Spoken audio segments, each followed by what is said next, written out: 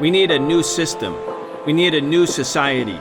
We need to demand that which may have sounded impossible even a few weeks ago, but is not only realizable, but an imperative necessity.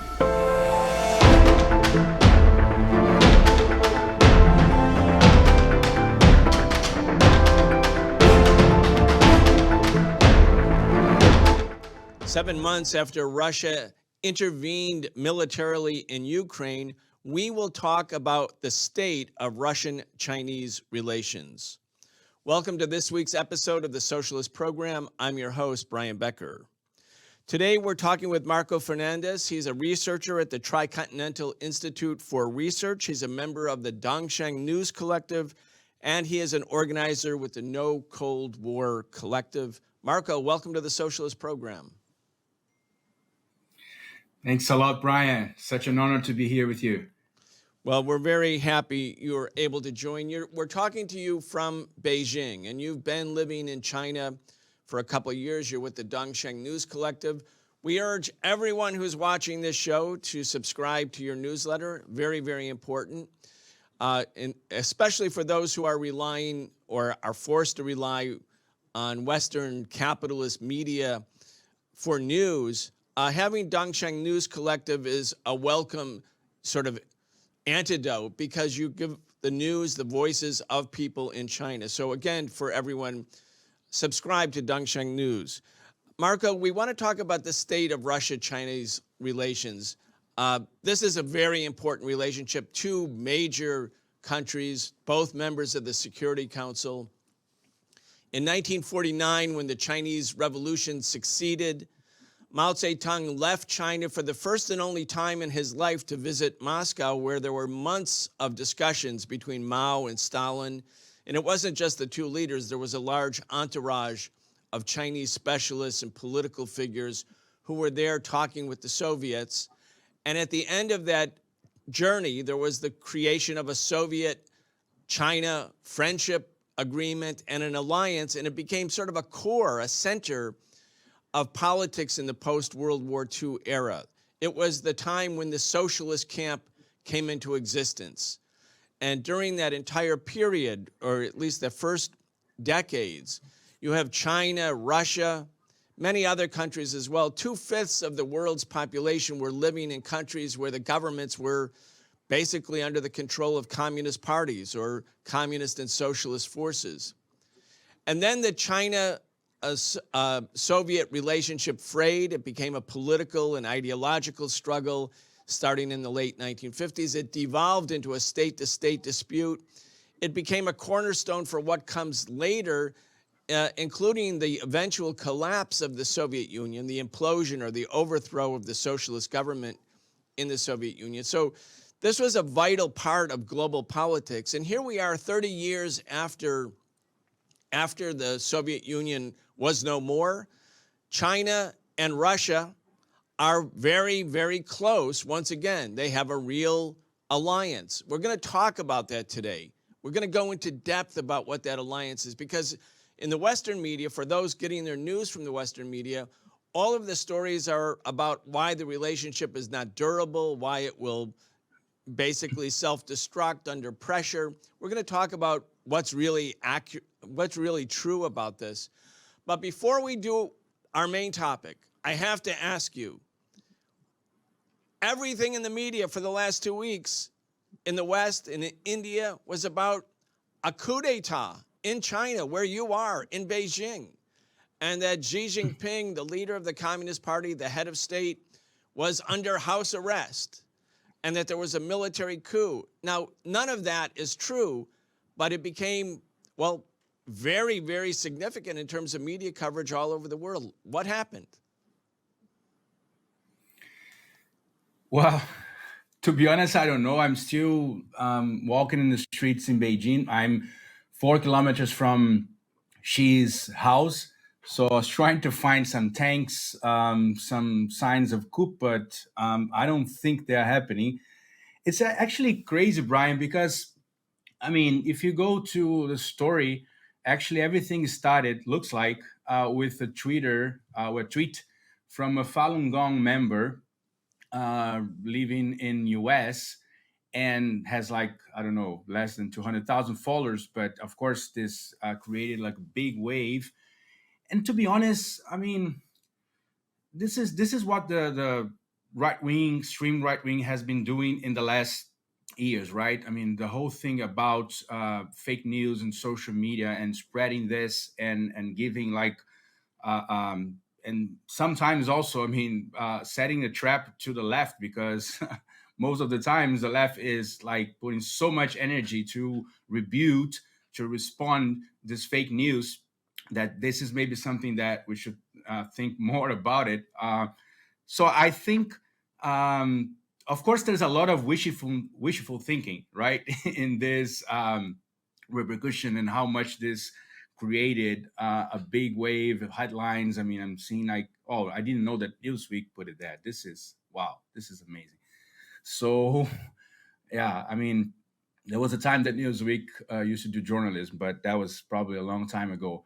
So I mean, I don't know. Here in China, people are just laughing about it, because, to be honest, I mean, I don't think Xi Jinping was ever in this last 10 years so solid in his position. Remember that we are a few days before the the 20th National Congress of Communist Party starts at October 16th, in a few days. Um, and I mean, all the analysis here inside of China is that Xi has absolutely consolidated his leadership. You know that Xi is now considered officially by the party as the core of the party. This is like a very strong word for Chinese politics.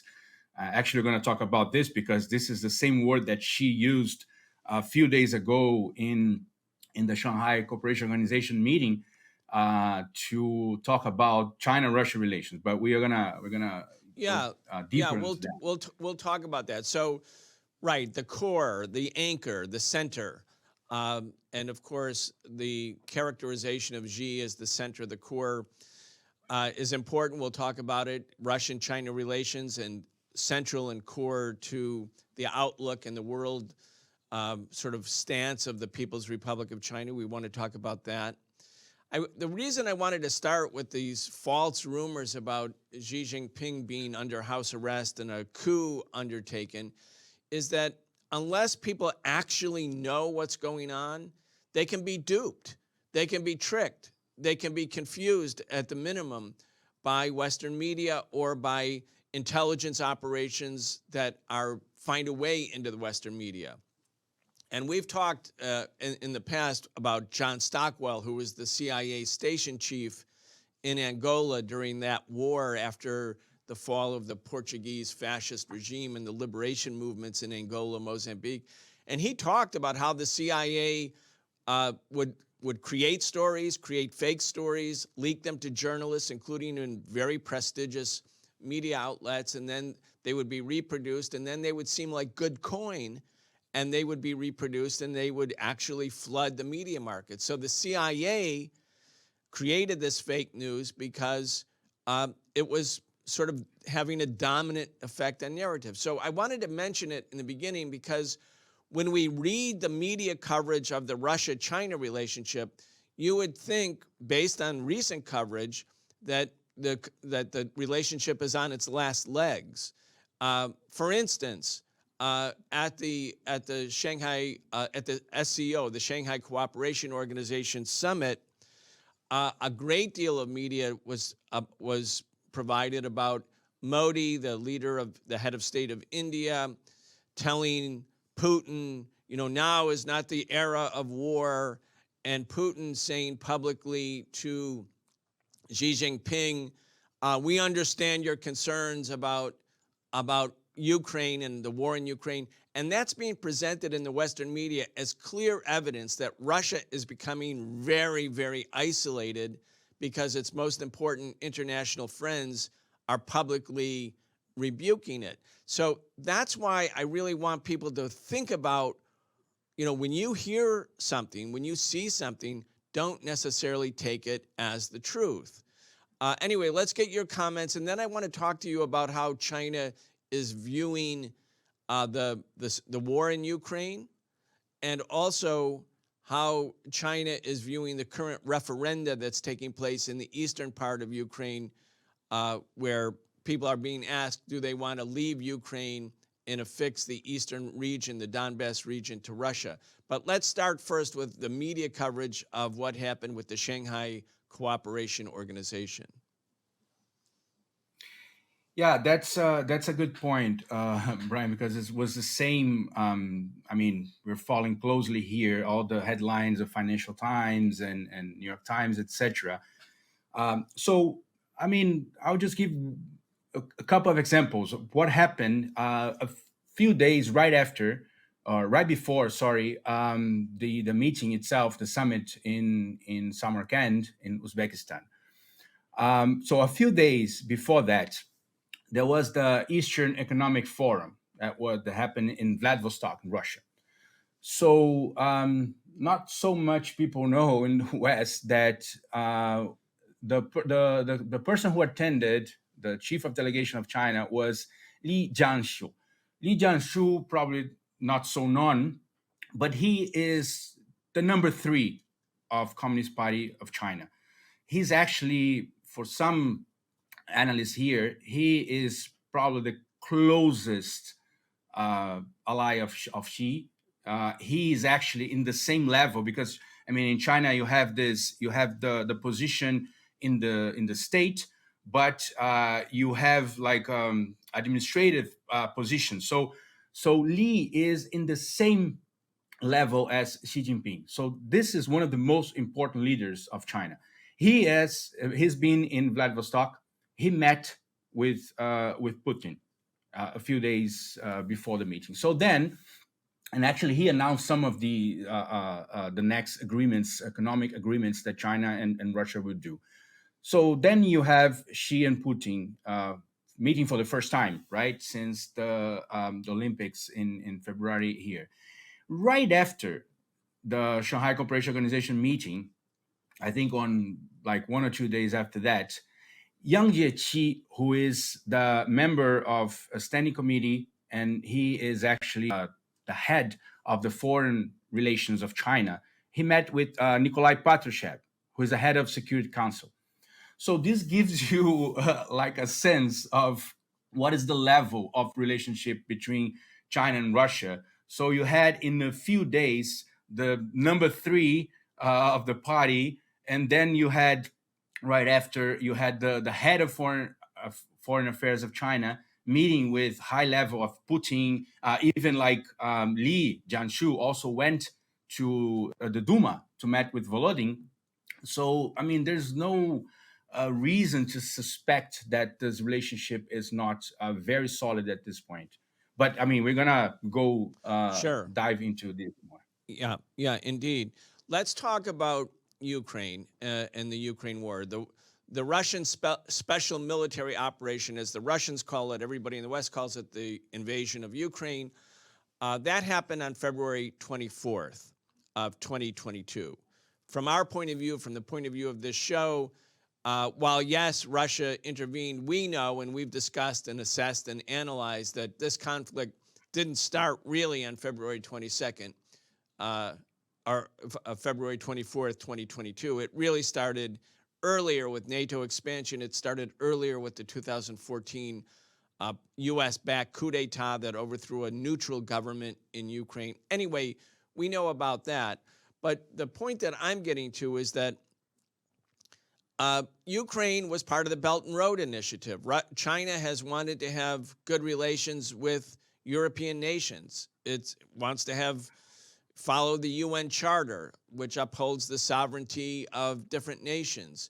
The Chinese and the Russians met together when Putin went to the Beijing Olympics, and they issued a statement, a joint statement on February 4th, 2022, just 20 days prior to the Russian military action in Ukraine. And there's a 5,000-word long joint statement was issued. And it's been talked a lot about in the West because the formulation, the one at least the Western media picks up on, is the two sides say that the relationship between the two countries is a relationship without limits. Now that sounds like, without knowing what the real language is, it sounds like, okay, we're just in it together. we're going to be allies forever and on all things. But obviously, the Russian military action in Ukraine was a complicating factor, certainly for China. And complicating because, again, China wants to uphold the UN Charter, which recognizes territorial integrity and sovereignty. Also, the Chinese want good relations with Ukraine. China has, in fact, sent humanitarian, goods or some sort of exercise of humanitarian sort of support for Ukraine. And at the same time, China has gone out of its way not to condemn the Russian invasion. It abstained rather than voted no on the UN resolution that the U.S. offered that condemned Russia. Anyway, first of all, do you think China was tipped off by Putin? Did they have a heads up that there would be a military intervention? And secondly, let's just talk about China's own approach to this issue of Ukraine. And then I want to ask you, after you finish, a follow-up question about the referenda.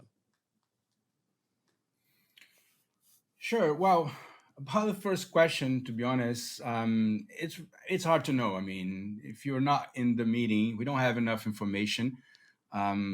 As we say in Brazil, I wish I was a little fly to be in that room and to be able to listen to the conversation.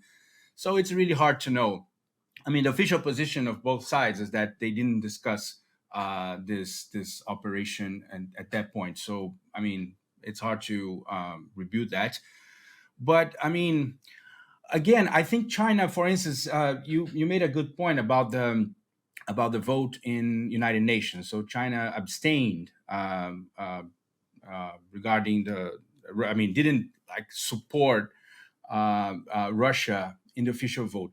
But I mean, if you talk with diplomats, this is a very common thing in United Nations or this kind of international forums. Is that, I mean, not necessarily when you abstain, you're just trying to keep like a sort of a neutral position at that point, also to be able to negotiate. And I think China never gave up this possibility of being a negotiator. But I think it's clear. For instance, I was talking about the meeting between Li, the number 3 of Chinese Communist Party, and at Duma with Volodin, the president of Duma. He was very clear in the speech, and this was like the front page of People's Daily here in China that day. Is that China recognizes the security rights of every nation, but China also recognizes that in that case, the expansion of NATO, the threat represented to Russia national security, gave Russia no other option. So I think at this point, China is very clear. I mean, China, of course, wants the end of the war. Nobody wants the war. I mean, nobody wants the war at this side of the planet. We can't say the same about Western powers, and especially about the industrial military complex in United States. But clearly China wants a peaceful negotiation. But at this point, also China recognized that it's really hard. The West is not giving a good chance for the peaceful solution.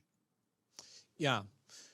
Very, very important to sort of have that understanding. So China, as in its diplomacy, and diplomacy is its own thing, the diplomats are not necessarily signaling the actual governmental position at any particular moment. What they're signaling is where they have sort of etched out a position in the larger scheme of diplomacy, either between countries or on a regional or a global scale. So China has not supported the invasion or the special military operation in Ukraine, but it has decidedly not condemned those. It hasn't used the language of condemnation. And it says that it wants a peaceful settlement. The statement that the two leaders, the statement between China and Russia that was issued after Putin and Xi Jinping met at the Olympics, and again, this statement came out February 4th, 2022, 20 days before Russia entered Ukraine. That statement highlights the fact that both sides recognize that NATO expansion to the east is provocative, it's dangerous, and it threatens the prospect of a larger military confrontation. So there's China issuing a joint statement with Russia, basically affirming Russia's contention that the problem isn't anything other than NATO expansion and the attempt to integrate the countries of Eastern Europe, including, one would have to think, Ukraine, because that was the hot topic at that moment, integrating Ukraine into NATO. So China is saying, yeah, we are actually with Russia on this. And the statement also says that both sides recognize that Taiwan is part of China. And of course, this comes in the context of very aggressive acts by U.S. government officials. This was before Pelosi's visit, obviously, in August to Taiwan. But both sides recognize that Taiwan is also part of China and that those who try to separate Taiwan are playing with fire, so to speak. In other words, there's an act of solidarity on two very vital security issues that confront both countries. Anyway, that hasn't changed. No, I don't think so. It's clear at this point that U.S. probably won't stop the provocations in Taiwan, and of course, this is a very scary situation for the whole planet, because we know that there's lots of reasons for United States, from their perspective, to escalate the provocations, but. And even like the right now, I mean, just a few days ago, there was just approved by Biden or the Congress or both already this new sales of $4.5 billion of weapons to Taiwan. So this is a pretty much a big concern for everybody in the world right now. But I don't think it's clear at this point that China and Russia have a very sync position on this. And again, it's a defensive position because at this point, NATO is clearly not going to stop. And also remember that the last meeting of NATO was the first time that Australia, Japan, South Korea, and New Zealand attended the meeting. So even this discussion about expanding NATO to Asia, which at this point is the last thing that we need, but anyway, it doesn't think that NATO are going to stop to expand to the east. Yeah, and extending NATO, I mean, by bringing Asian nations into NATO, which is the North Atlantic Treaty Organization. Clearly, the Pacific is not the Atlantic. It's not the North Atlantic. It's the Pacific. I mean, that can't be understood by China as anything other than a grave threat towards China, especially given the fact that the United States adopted with the quadrennial Pentagon report in 2018 that the priority now for the U.S. military was major power conflict. So the deployment of forces, the deployment of naval forces, air forces, ground forces, forces in outer space, all of that is designed to get ready for major power conflict, which of course means World War III. The war on terror was considered like old hat. Now it's going to be the major power conflict. And then you see NATO expanding right up to Russia's borders. That's one great power. Threatening Russia. That's how Russia perceived it. Again, using Ukraine as a staging ground, perhaps, for advanced nuclear and conventional missiles that would target Russia. And the U.S. doing the same thing, essentially, by incorporating or integrating, maybe not formally, but in essence, Asian nations into NATO. I mean, the Chinese have to be thinking of this like with complete, absolute seriousness. This isn't like just negotiating. This isn't posturing. This is preparing for conflict. Yeah, absolutely. So I think at the end of the day, one of the things that this whole situation is triggering is not only that China and Russia probably in the closest relations they have, at least since the early 60s, between the Sino-Soviet split.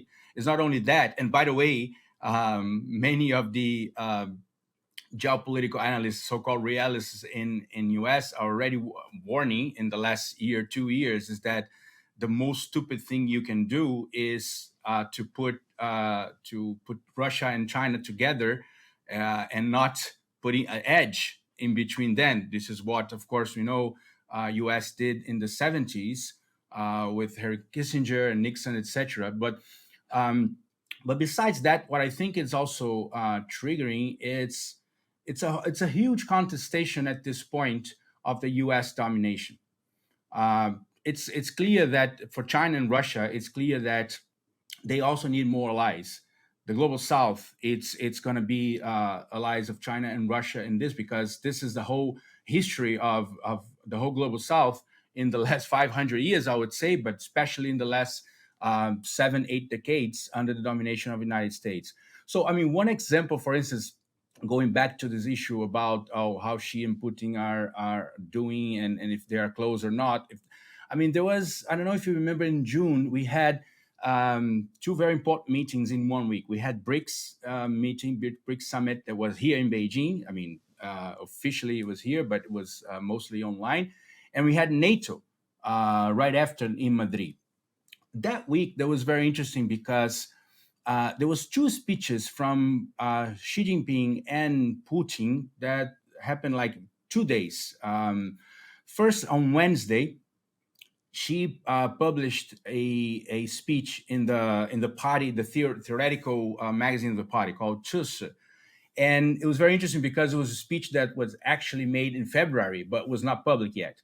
So in this speech, what basically Xi says is that the history of the West is the history of the exportation of chaos, destruction, and exploitation for the whole world in the last 500 years. So it couldn't be more clear.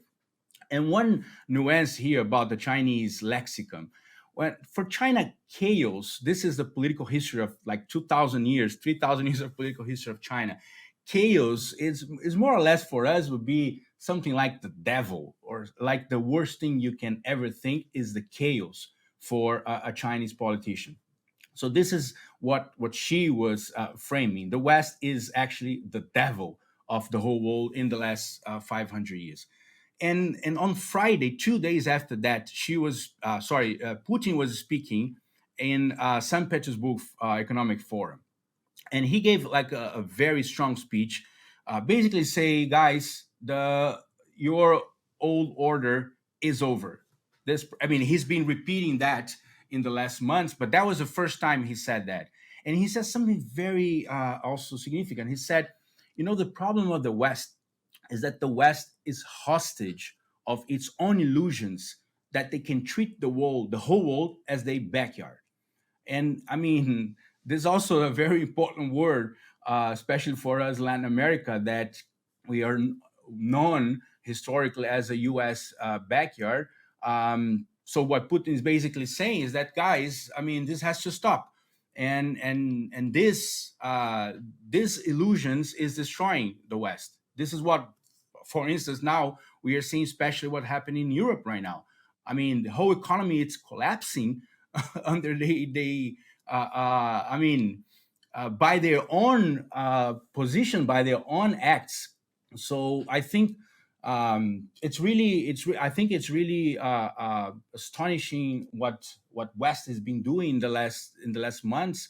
But it's also very, very interesting to see how much China and Russia are reacting, but not reacting alone. And this also we can talk more. But the whole all the regional platforms that both China and Russia are pushing in Eurasia, but also in Latin America, in Africa, etc. I think it's a new chapter that we are seeing, and probably in the next couple of years, there's going to be a lot of advance on that. Yeah, we've entered a new era in global politics, and I think the point of demarcation really was the Russian military intervention in Ukraine. Things start in an unpredictable way. You never know when one era ends and another starts, like what will be the trigger, what will be the catalyst. but I think clearly Russia knew it would be evicted or attempted to be evicted from the world economy, that it would be completely demonized, completely sanctioned. When you heard the comments of Western leaders, particularly the Biden administration, Biden himself and his chief foreign policy spokesperson, Anthony Blinken, they made it quite clear that, and also the Pentagon, the joint chief, the Secretary of Defense, basically saying our goal is to weaken Russia. Russia knew all of this was going to come out, and yet they went forward. And the Chinese, as this is my view anyway, that China thought of this intervention, military intervention, as a very unfortunate and complicating factor in terms of its own relations with the rest of the world, which are very important. I mean, China has pursued this policy of a peaceful rise, recognizing sovereignty, having win-win, meaning having a relationship with all kinds of countries that are ideologically very different from each other. But China has put a premium on trying to find things that are beneficial to the different relations. These are in bilateral relations, regional relations. So obviously, it's not what China wanted. But on the other hand, the relationship with Russia has not been sort of suspended. It hasn't been undone. In fact, there are lots of indications that the relationship is deepening. Although there may be differences of opinion within the Chinese political establishment, I wouldn't doubt that. I mean, it's a party of more than 90 million people. I'm absolutely sure, and knowing the history of the political struggles in China as elsewhere, there are probably differences of opinion. But the leadership as of now, the leadership right now, the leadership of Xi Jinping, and we're again on the eve of a party congress where he may have a third term as a leader of the party and head of state. Right now, that relationship between Russia and China has been maintained, and in fact is maybe growing. And I'm going to, in a minute or two, after I ask you this next question, talk about the specific ways in which the Russian-Chinese levels of cooperation are growing. But I want to go to the referenda, back to the referenda in the eastern part of Ukraine, in the Donbass, where Russia, in essence, controls the military, it has military sway on the ground, although it's not undiluted. I'm looking at the Global Times, which is a Chinese publication. It's not an official organ of the Chinese Communist Party, but it's often seen in the West as reflective of the official views of China. Although I think when you read Global Times, you can see that it's not one view either. But I want to read something, an article about the referenda, and get you to help us dissect it. You'll be the China expert on this, Marco, so get ready. Here we go. The U.S., this is Global Times, the U.S. and Western countries who support Kiev will face new pressure because after Russia's partial mobilization, it would be very difficult for Ukraine to regain control in these regions. This means Ukraine will ask for more direct support from the West to help it retake its lost territories. So the risk of direct conflict between Russia and NATO is rising, and the West needs to make a tough decision for this new situation amid the serious energy crisis, experts said. So we don't know the name of the experts, but they're quoting them. The majority of the international community may not recognize the referenda in the same way they do not recognize Russia's control over Crimea since 2014. But it won't change the reality, said analysts, again, unnamed. Noting that the four referenda, F-O-U-R, this time will be different from Crimea's case because the conflict is still far from ending. So most members of the international community will continue to observe the situation and cautiously decide their next move. Here's the part that I want you to be able to respond to. Chinese Foreign Ministry spokesperson Wang Wenbin said on Tuesday that, quote, China has always upheld the sovereignty and territorial integrity of all countries, and it should be respected. The purposes and principles of the UN Charter should be abided by. The legitimate security concerns of all countries should be taken seriously. So on one hand, Marco, he's saying, the foreign minister's spokesperson is saying, we uphold the UN Charter, which would mean you can't go into another country and annex its territory. And at the same time, we recognize the legitimate security countries of all countries, legitimate security concerns of all countries. And that's obviously referring to Russia. So, meaning Russia's fear that Ukraine will be a staging ground for NATO. So anyway, you are, for the moment, we'll appoint you to be a China expert, and you can help our audience understand this language. Well, you should ask this to Comrade Wang Yi, the foreign minister of China. No, I think this is what, I mean, China has been in many of these official speeches. They have been using this sort of neutral position. I don't think if one thing that you learn from Chinese politics is that as everywhere, but there's a lot of things that you don't say, you do it.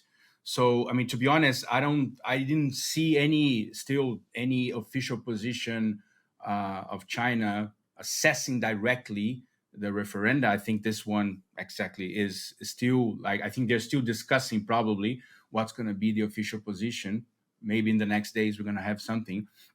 But at this point, I think we should just wait for a more concrete position from China. Of course, it's clear that at the end of the day, and this is also like a big discussion for international politics. I mean, it's exactly what happened to Crimea. I mean, people are voting, and unless you say, okay, all these votes are a fraud, and people are being coerced to go to vote. They're like putting guns in their heads. Oh, if you don't vote, we're gonna. I mean, I don't think this is happening right now. There's a lot of international observers in the all the regions. It's like 4 regions went to vote this week. So I mean, people are, of course, we're talking about Russian people. I mean, this is Russian people living in Ukraine, and people. Most of these people have been targeted in the last 8 years.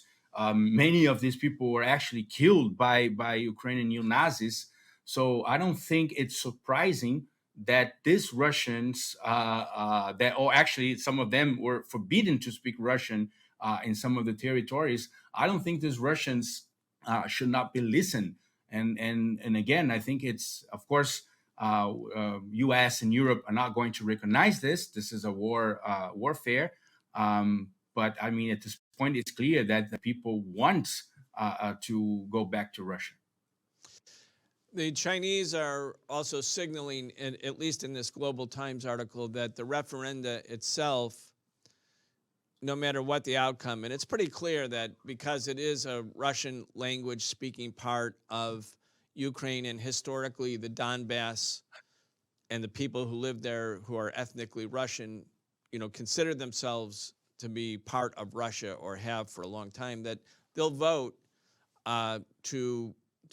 in the majority to support affixing their area to Russia, to becoming part of Russia. I think we kind of know that. At the same time, it also means, and this is one of the points in the article in the Global Times, and it's something our show has been talking about, is that it's very likely that we're going in the direction of escalation in Ukraine, because Russia is determined not to lose, and the United States is more than happy to use Ukrainians as a proxy to fight its war against Russia.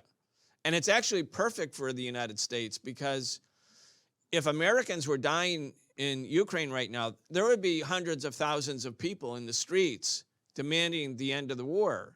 But if you can get all the bleeding to be done by Ukrainians, all the suffering, then, the U.S. government can basically tell the American people, hey, just keep shopping.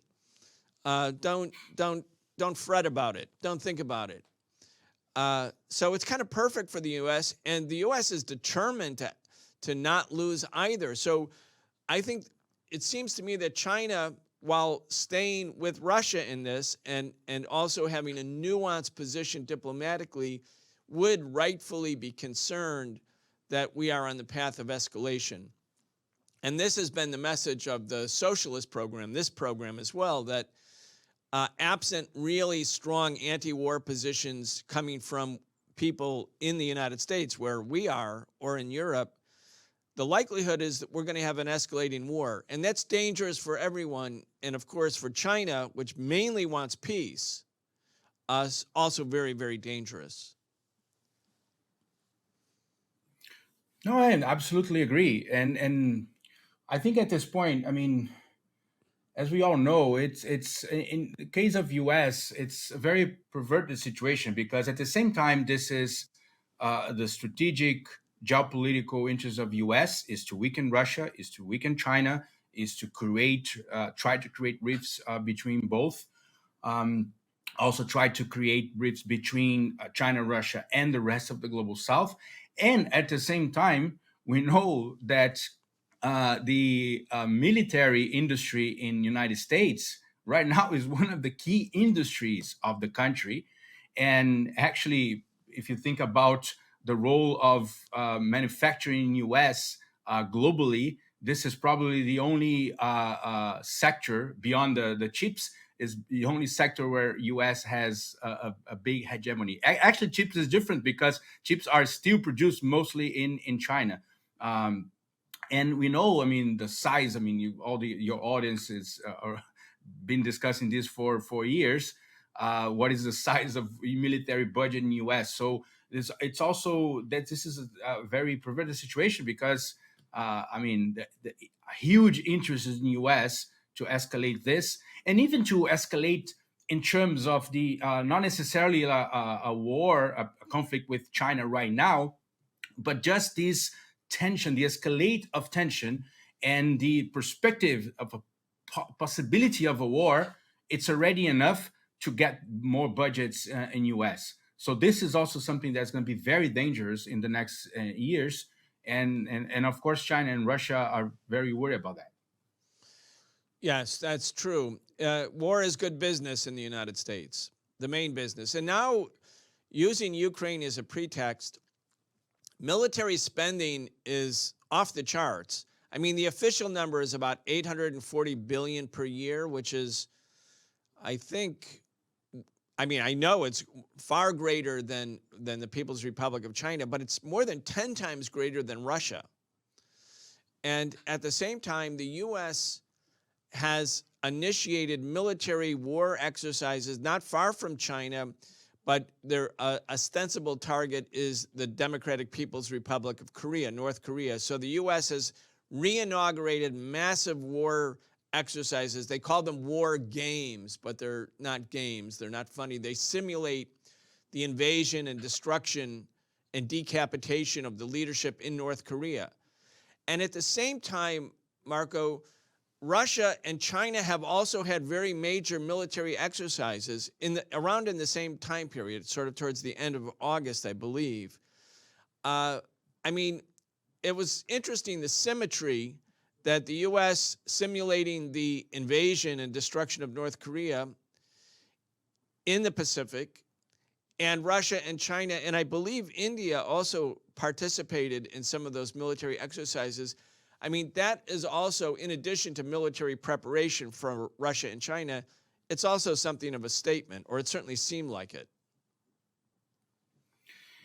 Yeah, you know, the India's position is it's probably one of the most important things in the chessboard right now, geopolitical chessboard. And it's also interesting to notice. I was talking to some friends in India that also follow politics very closely. They were saying that, for instance, since the beginning of the conflict in Ukraine, there was a sort of like a de-escalation of news against China in big part of the media. I mean, you know that China and India had has been, I mean, big tensions in the last couple of years, and I mean, many years, but in the last 2 years, again, there was a lot of tensions in the border.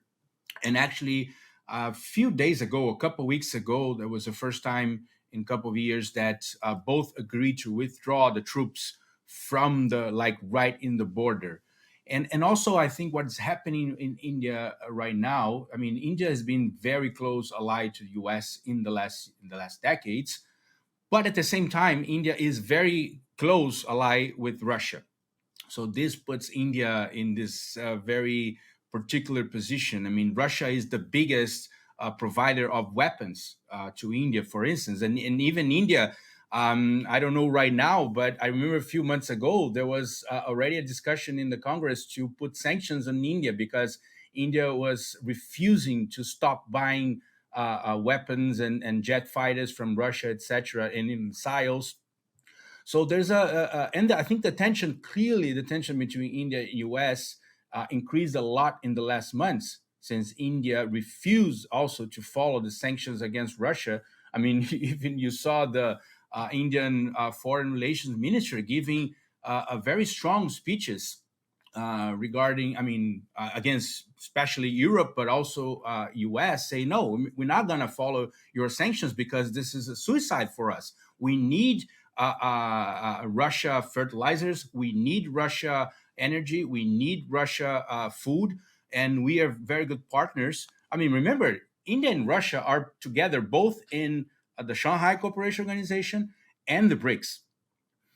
So it's also interesting to see in this whole escalation of tensions now between China and US, how much Russia is a sort of like a mediator between China and India. And again, the arrogance of United States, it's also putting maybe India closer now to Russia and even closer to China right now, because I mean, of course they don't they don't love each other, but I think India might start to recognize that their interests are not the same as United States, and actually it's becoming the opposite. Yeah, so let's talk for a quick moment about BRICS, since you've mentioned it. Brazil, Russia, India, China. Originally, it was BRIC. It was an organization of these four major big countries. And of course, you are from Brazil, so you would have a firsthand familiarity with BRIC. And then BRIC became BRICS, meaning South Africa, another major power that also had a government that, while it has many contradictions, also was part of the post-apartheid, the apartheid regime that had been completely backed by U.S. imperialism. It's a successor government. And so South Africa has retained and maintained an independent political position.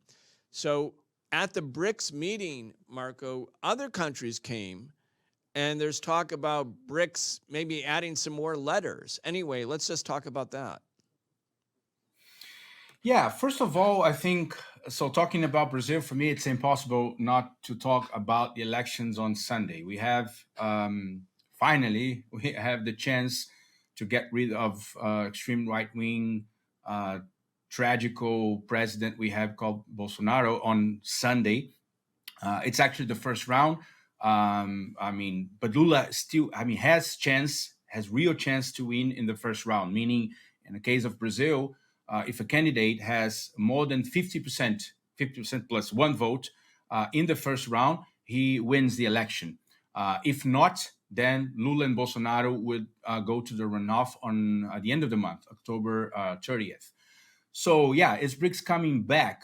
I would say most likely yes, because most likely Lula will win.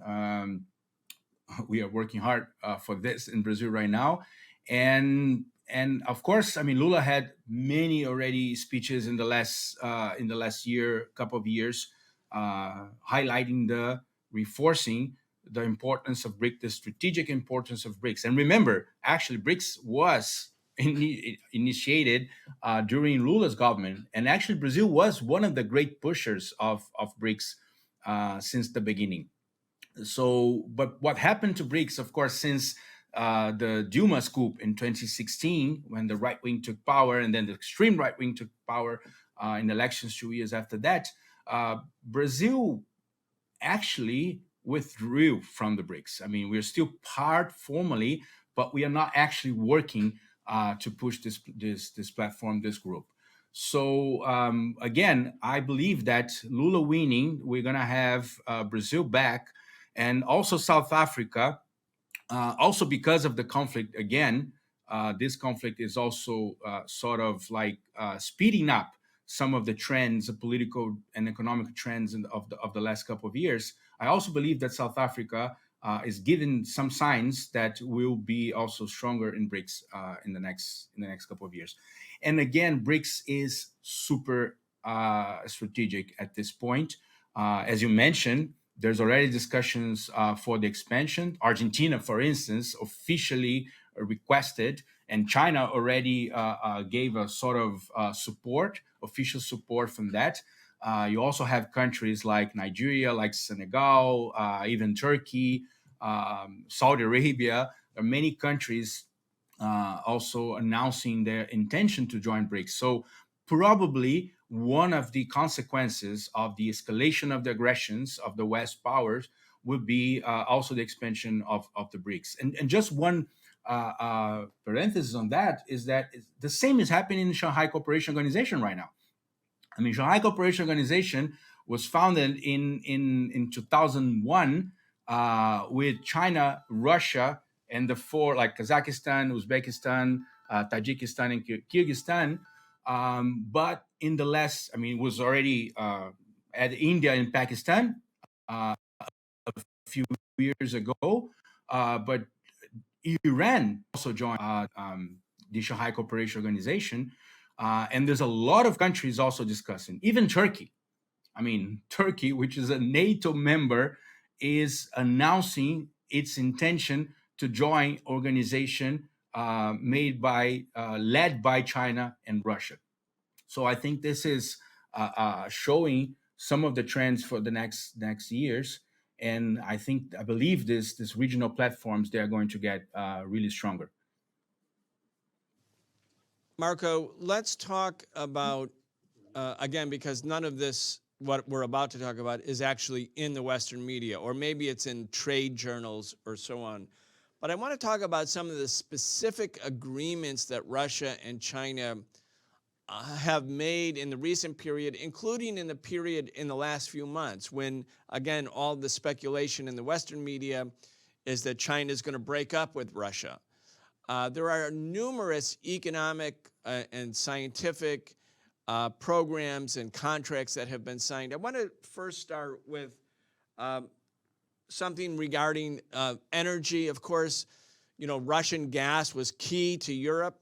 Russian petroleum products also key for Europe. A lot of that has been either completely suspended or will be soon. European energy prices are off the charts. That's politically destabilizing governments and countries in Europe. Of course, there's also the attendant rise in food prices and food shortages, which are impacting people all over the world, not just in Europe, but in Africa, throughout the global South. But the U.S. expected or predicted that the Russian economy was going to collapse under the impact of the noose that had been tightened, the global sanctions, the blockade, the economic blockade on Russia. That clearly has not happened. But let's start and go through some of these agreements, and we can take them one by one. They're very significant, and they're also long-term agreements that are being forged right now or just recently between Russia and China. Let's start with energy, for instance. Sure. I mean, energy, you probably remember that was a very also curious situation that I think maybe 2 or 3 days after the beginning of the conflict in Ukraine. So there's a lot of course, there's a whole discussion about the Nord Stream, especially the two. That, by the way, this is sabotage, huge sabotage. I just read that Russia is calling extraordinary meeting of the the Security Council of the United Nations because of this sabotage. But anyway, so a few days after just to jump in on you there, and then you can keep going. You know, in the Western media where we are in the United States, most of the reports are suggesting that Russia sabotaged the Nord Stream pipeline. And here you have Russia going to the UN demanding an extraordinary session to talk about who actually is responsible. Yeah, that's not surprising, right? Not surprising at all. But anyway, going back, so a few days after the beginning of the conflict, they announced a big, huge, actually, agreement, which is the construction of a new pipeline from Russia to China. It's called Power of Siberia 2. What basically Power of Siberia 2 will have the capacity of 50 billion cubic meters of gas a year, which is more or less the capacity of Nord Stream 2. So that's not also a coincidence. And actually, part of the plan is to divert a part of the gas that would go to Europe as previous agreed, but this now would be directed to China. Actually, if you get all the agreements between China and Russia, it's more. I mean, the estimation for the next 30 years is a $400 billion agreement only in gas, only in natural gas. And this is also for China strategic, not only because China needs a lot of gas and will need more and more in the next years and decades, but also because, for instance, Australia is one of the biggest providers of natural gas to China right now. And we all know how much Australia had in the last years, also followed US bashing on China. Let's see now, actually, they have a new government. It's still not 100% clear if this new government from Labour Party, if they are going to keep the same policy. But anyway, China has been already doing some of these measures to decrease its dependency of Australia, not only gas, but also other products. So this is one of the agreements. But you have like major agreements of, first of all, oil. I mean, Saudi Arabia has been the major provider of China in the last years, but this year, also because of what's happening right now in Ukraine, Russia increased a lot of the exports to China and is already the main provider of China of oil to China. So if you go to coal, it will be the same. There's also recent agreement announced actually last year between the Russian company Ilgagol and the Chinese Fujian Guohan Ocean Shipping that expected to ship, for instance, 30 million tons of coal to China in 2023. That's going to double the current exports from Russia to China. And we know that coal in China, there is a tendency in the next years also to decrease because of all the agreements of carbon neutrality, etc. But at this point, for instance, in energy, it's clear that China that Russia will be more and more a huge provider to China. So it appears when you're talking about these kind of long-term major agreements in strategic areas of the economy, especially energy, that this is a long-term relationship, and it's an integration of the two economies. I mean, China was an export-oriented economy, mainly looking to Western countries in the past, and it still wants to, of course, have access to the global economy, including the West. But this is a marked shift, a strategic shift in economic integration and economic planning. You know, the irony here is that, you know, at the time of the Chinese Revolution in 1949, the Soviets and the Chinese economies were in many ways integrated, and there was lots of support, and Soviet economic advisors came to China. But because of the ideological and political struggle, Nikita Khrushchev wrongly, I think terribly, stupidly, withdrew economic advisors from China in retaliation because China wouldn't subordinate itself politically to the leadership decisions in Moscow. But here you have, in spite of the fact that Russia is now led by a pro-capitalist government. I mean, Putin is not a communist. The Communist Party of the Soviet Union is no more. China is ruled by a communist party. In spite of the fact that there's not an ideological sort of position that keeps them together, as happened in 1949, in the 1950s, even though the ideological factor is gone, there is, one, the mutual need to be working together, two, a common foe, meaning the aggressiveness of the United States, and third, Marco, these countries, because of the way the post-World War II era shaped up, they have experience with each other. So it's not like starting from scratch. There's a lot of experience in terms of economic integration. I think these multiple factors have to be sort of evaluated when we think about the durability of the Russian-Chinese relationship right now. No, you're absolutely right, Brian. Let me tell you one story that it's also not very famous still, but um, the level of integration of China and Russia in the borders, for instance, it's something amazing. For instance, there's almost 5,000 kilometers of border between China and Russia. So it's a lot of shared territory. So let me give you one example. Fantastic. There's in China, there's a province called Heilongjiang in the north. So there's a city called Haihe.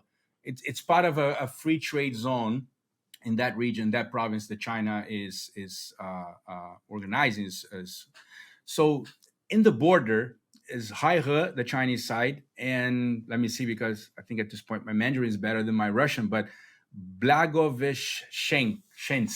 Blagoveshchensk is the city in Russia. So they are so connected right now that there is actually no border. There is no passport control between both cities. They have a combined population of 1.7 million people, not so big yet, but absolutely connected by bridge, by ferry, by cable car. And guess what? In the schools right now, Chinese schools are teaching Russian, and the Russian schools are teaching Chinese.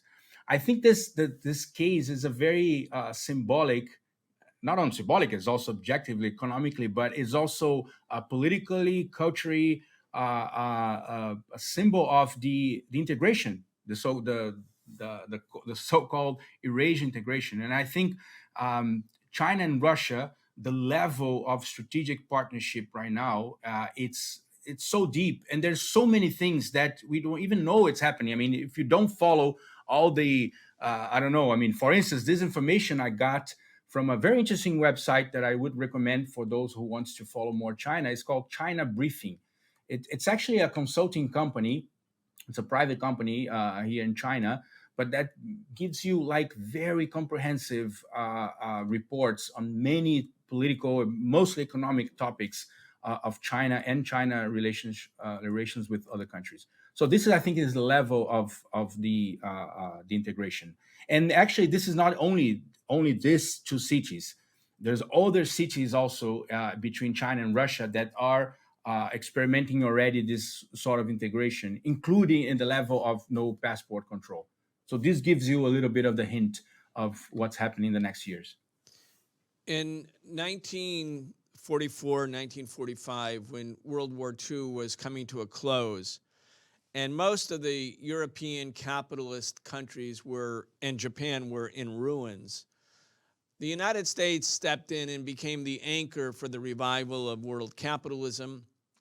And it had a very carefully constructed and thought through approach to creating a new world order after the collapse of the old world order, collapsed by the magnitude of violence in World War II, the destruction of World War II.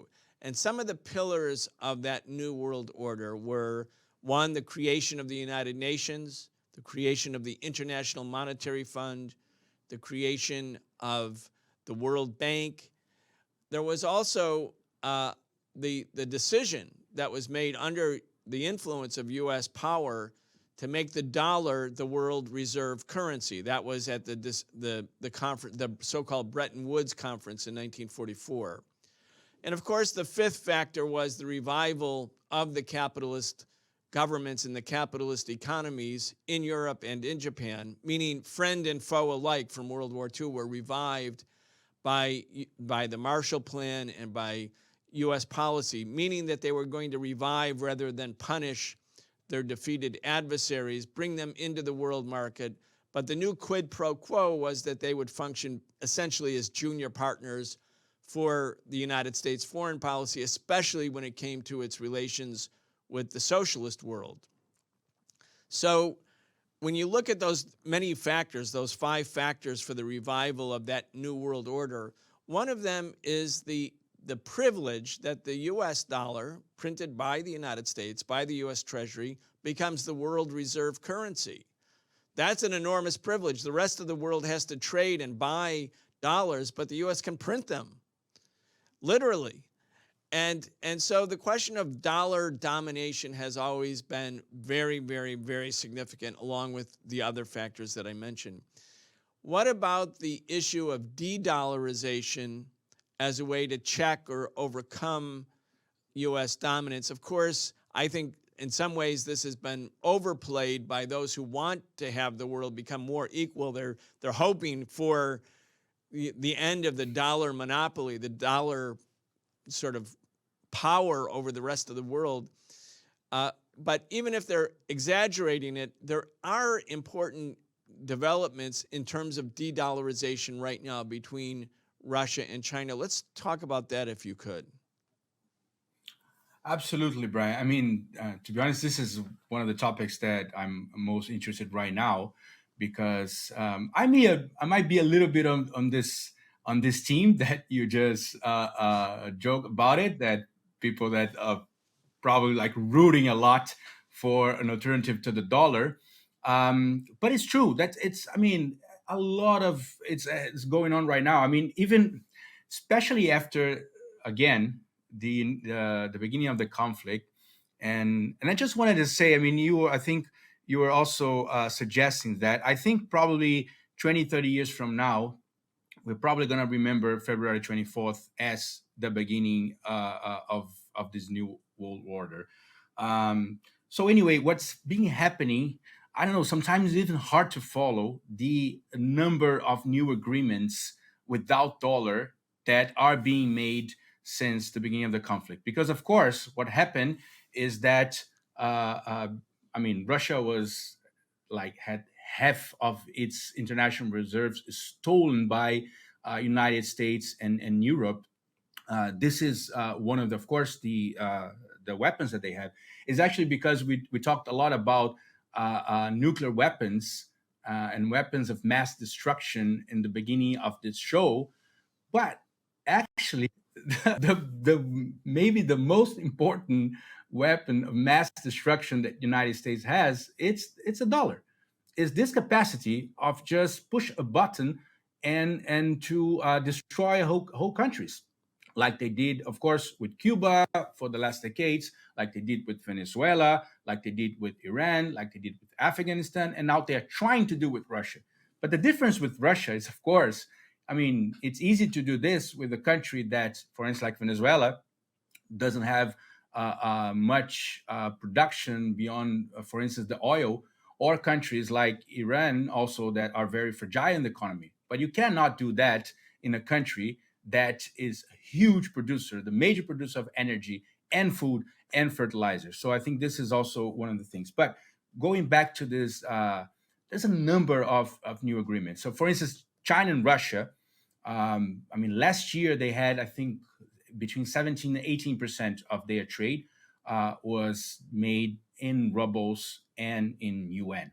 But this is just one of the aspects. For instance, right now, even in the Shanghai Cooperation Organization, there were many new agreements that were announced between Russia and Turkey, between Russia and Iran, again, between China and Russia. That's Gazprom, which is the biggest provider of energy in Russia, agreed to sell natural gas, this like billions of cubic meters to China in both yuan and ruble.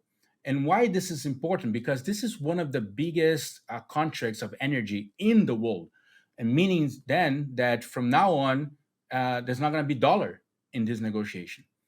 So, I mean, there's a number of agreements being made, and even discussions about, for instance, how to push for more trade between regional platforms without the dollar.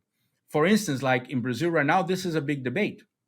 It's being debated. Even Lula announced that they are discussing either a new currency or new mechanism that will allow them to do a trade without dollar. So there's many issues also in terms. For instance, even the BRICS has a platform, has a agreement called the Contingent Reserve Agreement, which is a fund of $100 billion that's provides the members of the BRICS, if they have any issues with liquidity with their international reserves, like Argentina is having a hard time right now, they can access this fund. It's a $100 billion fund.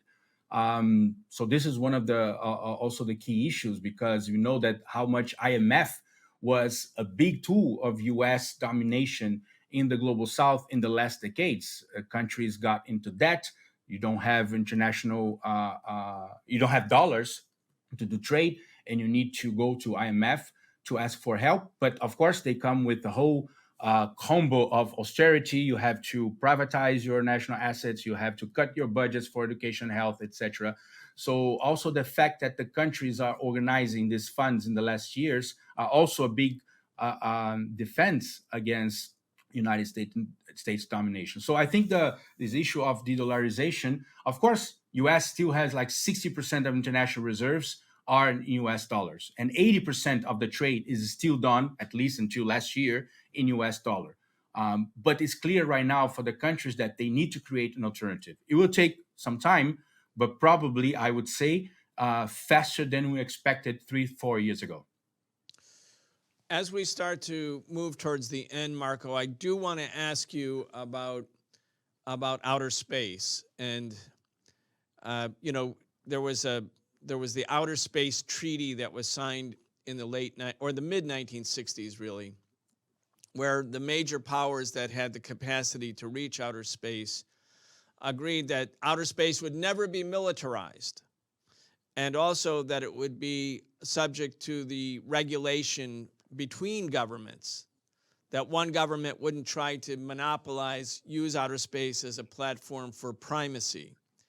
The U.S. has basically gotten, you know, even though it didn't cancel the treaty the way it's canceled many of the other Cold War treaties, like the ABM Treaty, the INF Treaty, it didn't cancel the Outer Space Treaty, but basically it ignored it.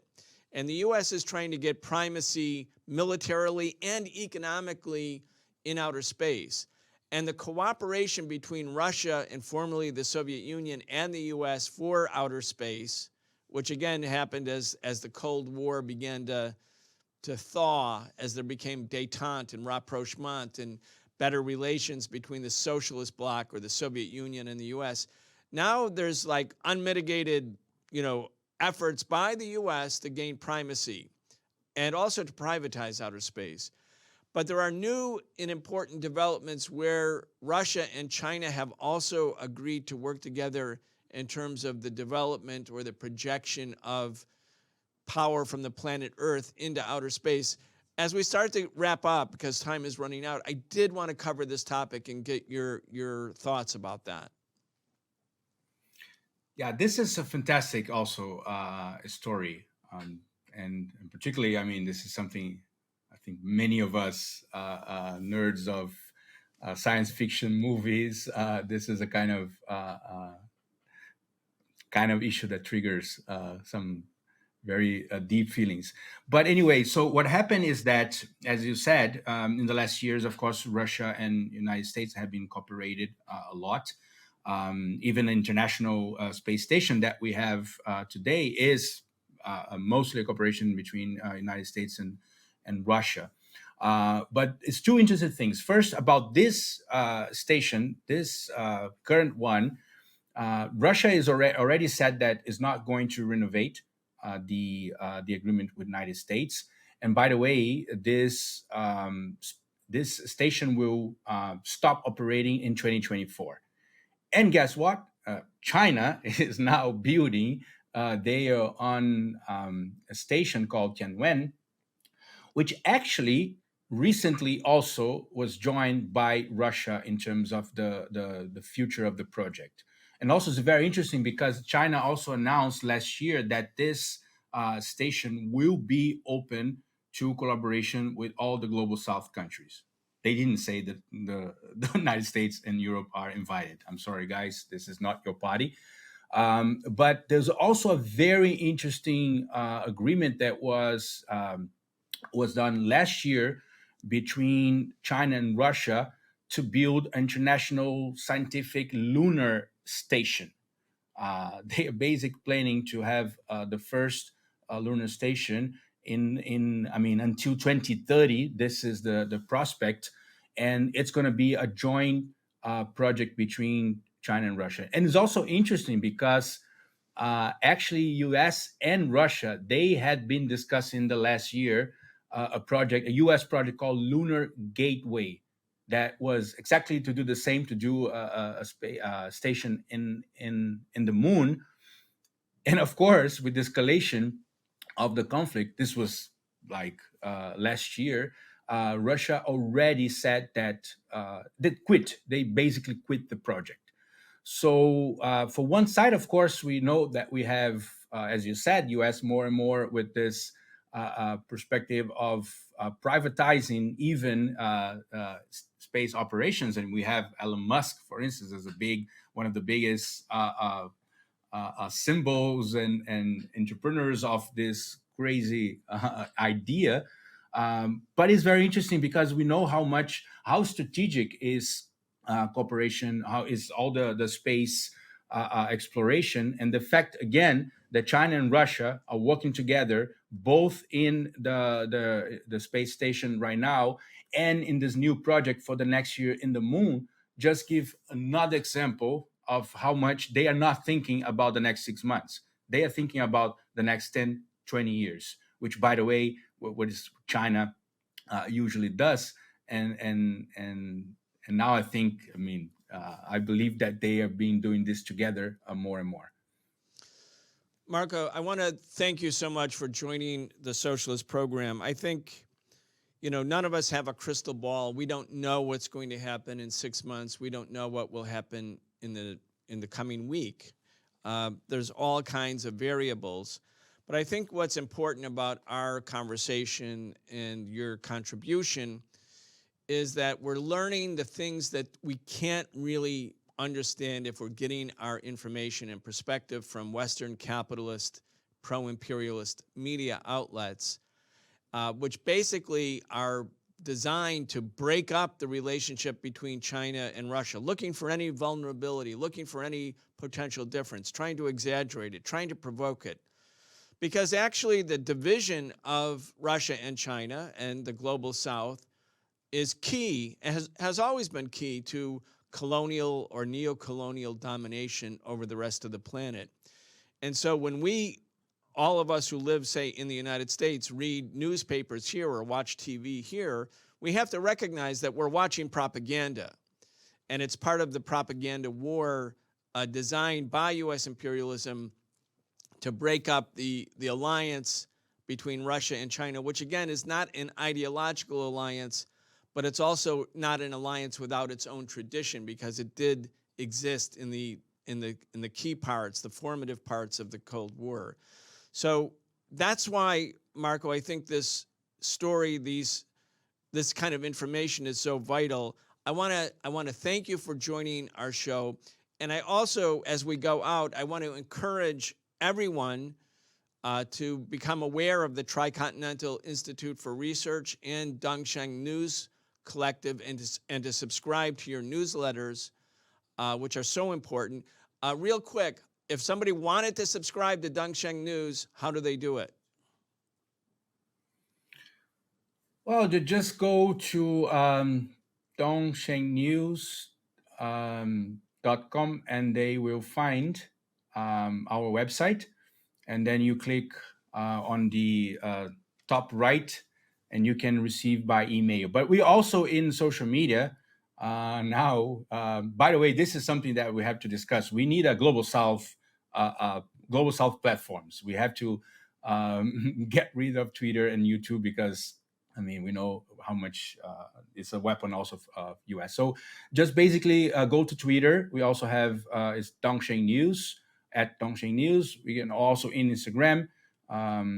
As maybe if you can put on the description, maybe also can have the audience. So just follow us, and you get lots of important news from China almost every day now. We always get posts every day. Marco Fernandes, thank you so much.